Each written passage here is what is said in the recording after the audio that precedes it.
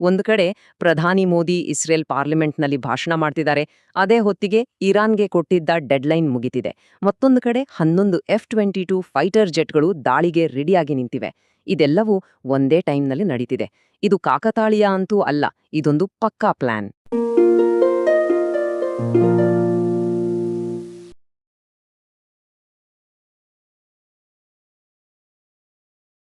$6 billion. ಇದೊಂದು ಬೃಹತ್ ರಕ್ಷಣಾ ಒಪ್ಪಂದ.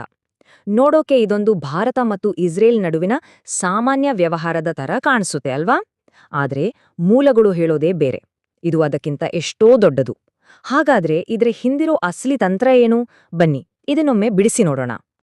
ಈ ಒಪ್ಪಂದದ ಆಳಕ್ಕೆ ಇಳಿಯೋಕೆ ಮೊದಲು ಈ 2 ನಂಬರ್ಗಳನ್ನ ನೋಡಿ. ಒಂದ್ ಕಡೆ ಐರನ್ ಡೋಮ್ ಮಿಸೈಲ್ನ ಒಂದು ಶಾಟ್ಗೆ ತಗುಲುವ ಖರ್ಚು $50,000. ಇನ್ನೊಂದ್ ಕಡೆ ಐರನ್ ಬೀಮ್ನ ಒಂದು ಶಾಟ್ಗೆ ಎಷ್ಟು ಗೊತ್ತಾ? ಕೇವಲ $2. ಹೌದು, ಕೇಳಿದ್ದು ಸರಿ, ಜಸ್ಟ್ $2. ಈ ಅಜಗಜಾಂತರ ವ್ಯತ್ಯಾಸ ಇದೆಯಲ್ಲ, ಇದೇ ಇಡೀ ಒಪ್ಪಂದದ ಕೇಂದ್ರ ಬಿಂದು. ಸರಿ, ಹಾಗಾದ್ರೆ ಏನಿದು ಐರನ್ ಬೀಮ್?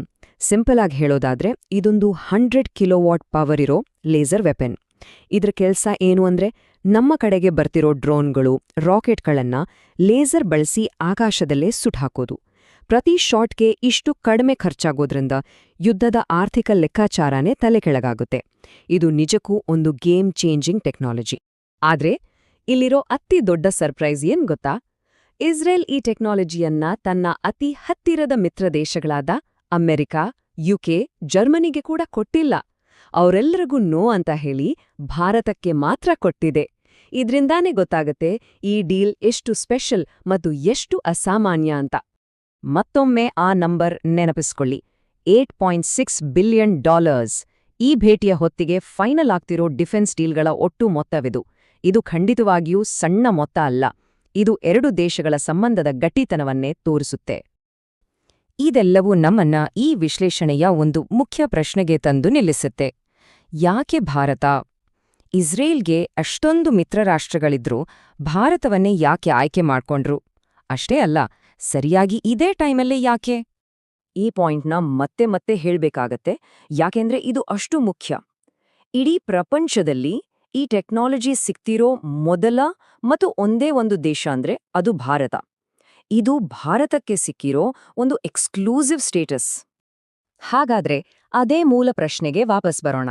ಇಸ್ರೇಲ್ ತನ್ನ ಅತ್ಯಂತ ಅಡ್ವಾನ್ಸ್ ಡಿಫೆನ್ಸ್ ಟೆಕ್ನಾಲಜಿಯನ್ನ ಅದು ಇಂಥ ಒಂದು ಕ್ರಿಟಿಕಲ್ ಟೈಮಲ್ಲಿ ಭಾರತಕ್ಕೆ ಯಾಕೆ ಕೊಡ್ತಿದೆ? ಇದರ ಉತ್ತರ ನಾವಂದ್ಕೊಂಡಷ್ಟು ಸಿಂಪಲ್ ಇಲ್ಲ, ತುಂಬನೇ ಕಾಂಪ್ಲೆಕ್ಸ್ ಆಗಿದೆ. ಮೂಲಗಳ ವಿಶ್ಲೇಷಣೆ ಪ್ರಕಾರ ಇದು ಕೇವಲ ಒಂದು ವ್ಯಾಪಾರ ಅಲ್ಲ, ಇದೊಂದು ಮೈತ್ರಿಕೂಟವನ್ನ ಕಟ್ಟೋ ಪ್ರಯತ್ನ. ಹಾಗಾದ್ರೆ ಇದರ ಹಿಂದಿರುವ ಸ್ಟ್ರಾಟಜಿಕ್ ಗೋಲ್ ಏನು? ಬನ್ನಿ ಅದನ್ನೀಗ ಅರ್ಥ ಮಾಡ್ಕೊಳ್ಳೋಣ. ಈ ಒಂದು ಲೈನ್ ಇಡೀ ವಿಶ್ಲೇಷಣೆಯ ಸಾರಾಂಶವನ್ನೇ ಹೇಳುತ್ತೆ. ಅವರು ಶಸ್ತ್ರಾಸ್ತ್ರಗಳನ್ನ ಮಾರ್ತಾ ಇಲ್ಲ, ಅವರು ಒಂದು ಮೈತ್ರಿಯನ್ನೇ ಖರೀದಿ ಮಾಡ್ತಿದ್ದಾರೆ. ಅಂದ್ರೆ ಇದು ಕೇವಲ ದುಡ್ಡಿನ ವ್ಯವಹಾರ ಅಲ್ಲ, ಇದೊಂದು ತುಂಬನೇ ಆಳವಾದ ಸ್ಟ್ರಾಟಜಿಕ್ ಮೂವ್. ಮೂಲಗಳು ಹೇಳೋ ಪ್ರಕಾರ ಈ ಡೀಲ್ನ ಹಿಂದೆ ಹೆಕ್ಸಗನ್ ಅನ್ನೋ ಒಂದು ಸ್ಟ್ರಾಟಜಿಕ್ ಐಡಿಯಾ ಇದೆ. ಅಂದ್ರೆ ತೀವ್ರಗಾಮಿ ಸುನ್ನಿ ಮತ್ತು ಶಿಯಾ ಗುಂಪುಗಳ ವಿರುದ್ಧ ಒಂದು ಒಕ್ಕೂಟವನ್ನ ಕಟ್ಟೋದು. ಈ ಒಕ್ಕೂಟದಲ್ಲಿ ಸುಮ್ಮನೆ ಮೆಂಬರ್ ಆಗಿದ್ರೆ ಸಾಲ್ದು, ಪ್ರತಿಯೊಂದು ದೇಶವೂ ಜವಾಬ್ದಾರಿ ತಗೋಬೇಕು, ಅಂದ್ರೆ ಸ್ಕಿನ್ ಇನ್ ದ ಗೇಮ್ ಇರ್ಬೇಕು. ನೋಡಿ, ಈ ಟೆಕ್ನಾಲಜಿ ಟ್ರಾನ್ಸ್ಫರ್ ಅನ್ನೋದು ಒಂದೇ ಸಲಕ್ಕೆ ಮುಗಿಯೋ ಡೀಲಲ್ಲ. ಇದರ ಮೇಂಟೆನೆನ್ಸು, ಮುಂದಿನ ಅಪ್ಗ್ರೇಡ್ಗಳು, ಸಾಫ್ಟ್ವೇರ್ ಅಪ್ಡೇಟ್ಗಳು ಮತ್ತೆ ಇಂಟೆಲಿಜೆನ್ಸ್ ಶೇರಿಂಗ್ ಇವೆಲ್ಲವೂ ಭಾರತ ಮತ್ತು ಇಸ್ರೇಲ್ನ ಮುಂದಿನ ದಶಕಗಳ ಕಾಲ ಒಟ್ಟಿಗೆ ಕಟ್ಟಿಹಾಕತ್ತೆ. ಇದಕ್ಕೆ ಸ್ಟ್ರಕ್ಚರಲ್ ಡಿಪೆಂಡೆನ್ಸಿ ಅಥವಾ ರಚನಾತ್ಮಕ ಅವಲಂಬನೆ ಅಂತ ಹೇಳೋದು. ಅರ್ಥ ಮಾಡ್ಕೋಬೇಕಾದ ವಿಷಯ ಏನು ಅಂದ್ರೆ, ಇದು ಮೇಲ್ನೋಟಕ್ಕೆ ಕಾಣೋ ಥರ ಒಂದು ಖರೀದಿ ವ್ಯವಹಾರ ಅಲ್ಲ. ಇದೊಂದು ಬದ್ಧತೆಯ ಒಪ್ಪಂದ, ಅದನ್ನೊಂದು ಖರೀದಿಯ ರೂಪದಲ್ಲಿ ಮರೆಮಾಚಲಾಗಿದೆ ಅಷ್ಟೇ. ಸರಿ, ಇಲ್ಲಿವರೆಗೂ ಯಾಕೆ ಅಂತ ನೋಡಿದ್ವಿ. ಈಗ ಯಾವಾಗ ಅನ್ನೋ ಪ್ರಶ್ನೆಗೆ ಬರೋಣ. ಅಂದ್ರೆ ಈ ಒಪ್ಪಂದದ ಟೈಮಿಂಗ್. ಮೂಲಗಳ ಪ್ರಕಾರ ಈ ಒಪ್ಪಂದಕ್ಕೆ ಸಹಿ ಹಾಕಿದ ಸಮಯ ಇದೆಯಲ್ಲ, ಅದೇ ಇದರ ನಿಜವಾದ ಕಥೆಯನ್ನ ಹೇಳುತ್ತೆ. ಜಿಯೋಪೊಲಿಟಿಕಲಿ ಇದು ಬಹಳ ಕ್ರಿಟಿಕಲ್ ಆದ ಸಮಯ. ಈ ಡೀಲ್ ಸೈನ್ ಆದ ಆ 48 ಗಂಟೆಗಳನ್ನೊಮ್ಮೆ ಕಲ್ಪಿಸ್ಕೊಳ್ಳಿ. ಒಂದು ಕಡೆ ಪ್ರಧಾನಿ ಮೋದಿ ಇಸ್ರೇಲ್ ಪಾರ್ಲಿಮೆಂಟ್ನಲ್ಲಿ ಭಾಷಣ ಮಾಡ್ತಿದ್ದಾರೆ. ಅದೇ ಹೊತ್ತಿಗೆ ಇರಾನ್ಗೆ ಕೊಟ್ಟಿದ್ದ ಡೆಡ್ಲೈನ್ ಮುಗಿತಿದೆ. ಮತ್ತೊಂದು ಕಡೆ 11 F-22 ಫೈಟರ್ ಜೆಟ್ಗಳು ದಾಳಿಗೆ ರೆಡಿಯಾಗಿ ನಿಂತಿವೆ. ಇದೆಲ್ಲವೂ ಒಂದೇ ಟೈಮ್ನಲ್ಲಿ ನಡೀತಿದೆ. ಇದು ಕಾಕತಾಳೀಯ ಅಂತೂ ಅಲ್ಲ, ಇದೊಂದು ಪಕ್ಕಾ ಪ್ಲಾನ್. ಅಷ್ಟೇ ಅಲ್ಲ, ಆಸುಪಾಸಿನ ವಾತಾವರಣ ಕೂಡ ಬಿಸಿಯಾಗಿತ್ತು. ಟರ್ಕಿ ಗಡಿ ದಾಟೋಕೆ ಪ್ಲಾನ್ ಮಾಡ್ತಿತ್ತು, ಇನ್ನೊಂದು ಕಡೆ ಚೀನಾ ಇರಾನ್ಗೆ ಸೂಪರ್ಸಾನಿಕ್ ಮಿಸೈಲ್ಗಳನ್ನ ಕೊಡ್ತಿತ್ತು. ಈ ಎಲ್ಲ ಒತ್ತಡಗಳ ಮಧ್ಯೆ ಈ ಡೀಲ್ ಆಗಿತ್ತು.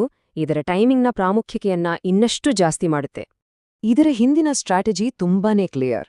ಯಾವುದೇ ಯುದ್ಧ ಶುರುವಾಗೋಕೆ ಮುಂಚೆ ಮಾಡಿಕೊಂಡ ಮೈತ್ರಿ ಒಪ್ಪಂದಗಳಿದೆಯಲ್ಲ, ಅವು ಯುದ್ಧ ಶುರುವಾದ ಮೇಲೆ ಹಿಂತೆಗೆದುಕೊಳ್ಳೋಕೆ ಆಗದಂಥ ರಾಜತಾಂತ್ರಿಕ ಆಸ್ತಿಯಾಗಿ ಬದಲಾಗುತ್ತೆ. ಹಾಗಾದ್ರೆ ಈ ಒಪ್ಪಂದದ ಲಾಂಗ್ ಟರ್ಮ್ ಪರಿಣಾಮಗಳೇನು? ವಿಶ್ಲೇಷಣೆ ಹೇಳೋ ಪ್ರಕಾರ ಇದು ತುಂಬಾನೇ ಬಲವಾದ ಒಂದು ಬದ್ಧತೆಯನ್ನ ಸೃಷ್ಟಿಸುತ್ತೆ. ಇದರ ಪರಿಣಾಮ ಏನು ಅನ್ನೋದನ್ನ ಈ ವಾಕ್ಯ ಸ್ಪಷ್ಟವಾಗಿ ಹೇಳುತ್ತೆ. ತಮ್ಮ ಪ್ರಧಾನಮಂತ್ರಿ ಇಸ್ರೇಲ್ ಪಾರ್ಲಿಮೆಂಟ್ನಲ್ಲಿ ನಿಂತು ಭದ್ರತಾ ಒಪ್ಪಂದಕ್ಕೆ ಸಹಿ ಹಾಕಿದ ಕೇವಲ 48 ಗಂಟೆಗಳ ನಂತರ ಇಸ್ರೇಲ್ ಏನಾದ್ರೂ ಮಿಲಿಟರಿ ಆಕ್ಷನ್ ತಗೊಂಡ್ರೆ ಭಾರತ ಅದನ್ನ ಹೇಗ್ತಾನೆ ಖಂಡಿಸಕ್ ಸಾಧ್ಯ? ಯೋಚನೆ ಮಾಡಬೇಕಾದ ವಿಷಯ. ಮತ್ತು ಕೊನೆಯದಾಗಿ ಈ ಇಡೀ ವಿಶ್ಲೇಷಣೆಯ ಅತ್ಯಂತ ಪವರ್ಫುಲ್ ಮಾತು.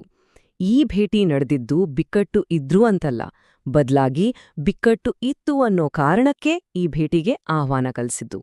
ಈ ಒಂದು ಲೈನ್ ಇಡೀ ಘಟನೆಯನ್ನ ಬೇರೆ ರೀತಿ ನೋಡೋ ಹಾಗೆ ಮಾಡುತ್ತೆ.